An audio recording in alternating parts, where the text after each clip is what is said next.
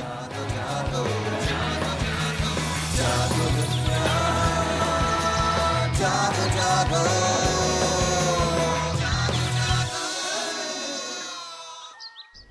Back to जागो दुनिया. मैं हूं फारूक हसन, मेरे साथ मौजूद हैं Sundar Jamil and the very seasoned Mujeebur Rahman Shami साहब, वेरी सीनियर एनालिस्ट हमारे साथ मौजूद हैं.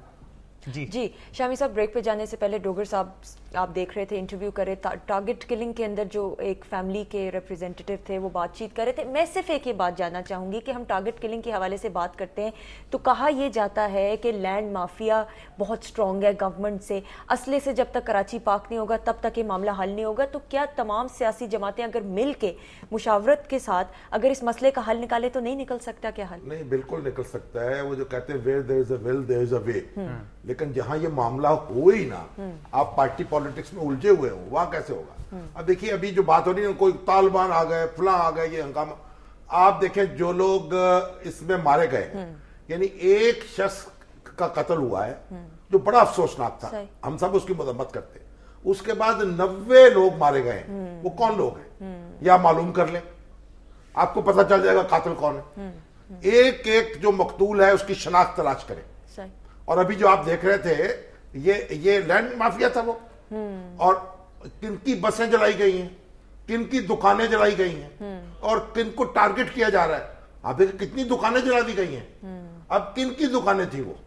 तो अगर आप जो मकतूलीन हैं और जो लोग लुटने वाले हैं और जिनके घर बार जलाए जा रहे हैं, अगर उनकी आप तफसील ले लें तो वो खुद ब खुद जो चुप रहेगी ज़बान खंजर, तो लहू पुकारेगा आस्ती का. शामी साहब, लेकिन मुझे एक चीज़ बताएं, एक सर्वे हुआ था, उसमें यह पता चला कि जितनी भी कराची में वारदातें होती हैं मुख्तलिफ जराइम की, उनमें जितने भी लोग एप्रीहेंड हुए हैं, पकड़े गए हैं, उनमें से सिर्फ 10% का ताल्लुक जो है शायद कराची से था, बाकी तमाम 90% बाहर के लोग थे.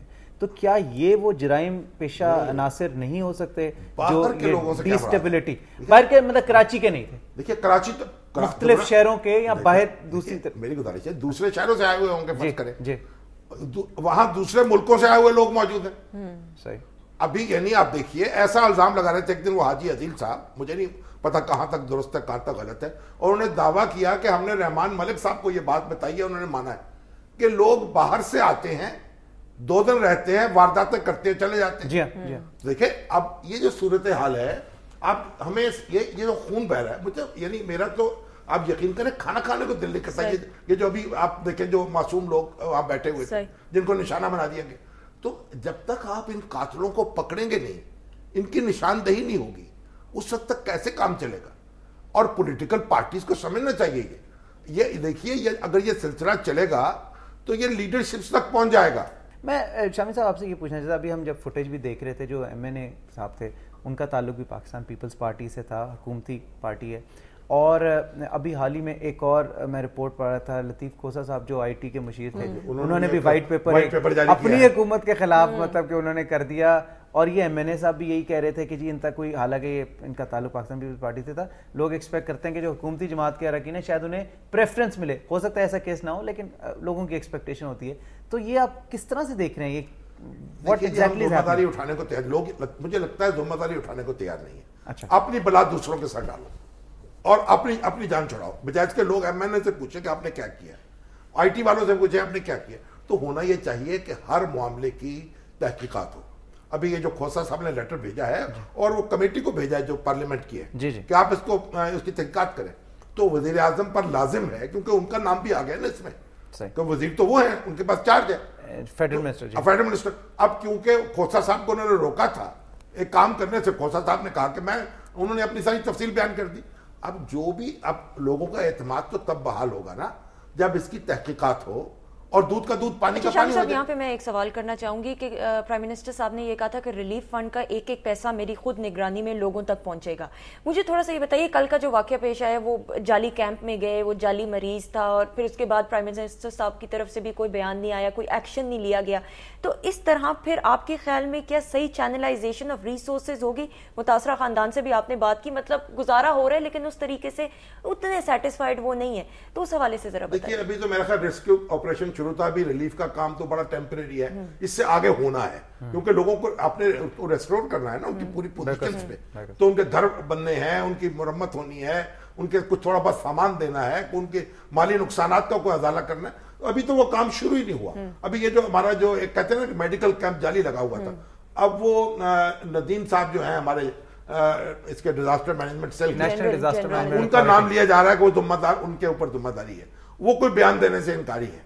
تو اس کی بھی تحقیقات ہونی چاہیے, دیکھا جائے کہ بھائی وہ ہم نے کچھ شگوفہ چھوڑ دیا ہے یا واقعتاً حقیقت ایسی ہی تھی, کیونکہ کہہ رہے ہیں کہ اس سے پہلے جو وہاں بیمار وغیرہ تھے وہ ٹیمپریریلی لائے گئے کہیں سے اور اس کے بعد وہ چلے گئے پیسے لے کے.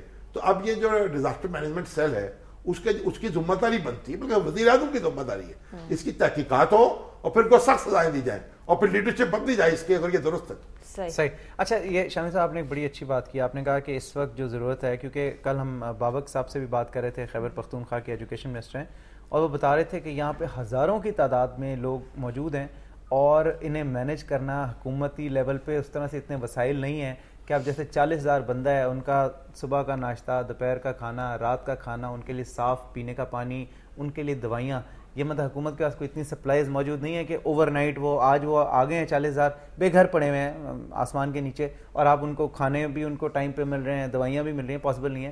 تو لوگوں کو انہوں نے کہا کہ آپ جو والنٹیئرز ہیں, ڈونرز ہیں, وہ امداد کریں. آپ نے بھی اسی طرف اشارہ کیا کہ جو روٹی, فاروق چھوٹی سی بات ہے, گھر گھر میں ہمارے چولہا جل رہا ہے, اگر ہم یہ طے کر لیں کہ ہم نے 10 پراٹھے بنا کے یا گھی والی روٹی بنا کے دینی ہے آج ڈونیشن, اور ہیلی کاپٹر میں لوگوں میں دی جائے پیکٹ بنا کے, صرف روٹی. آپ دیکھیں ہمارے پچھلے زمانے میں جو مزدور, ابھی بھی مزدور جاتے ہیں نا جب کام پہ, تو وہ ایک تھوڑا سا گھی لگا کے روٹی پکاتے ہیں اور اس کو گڑ کے ساتھ چٹنی کھا لیتے ہیں, بلکہ ویسے بھی کھا لیتے ہیں پانی کے ساتھ.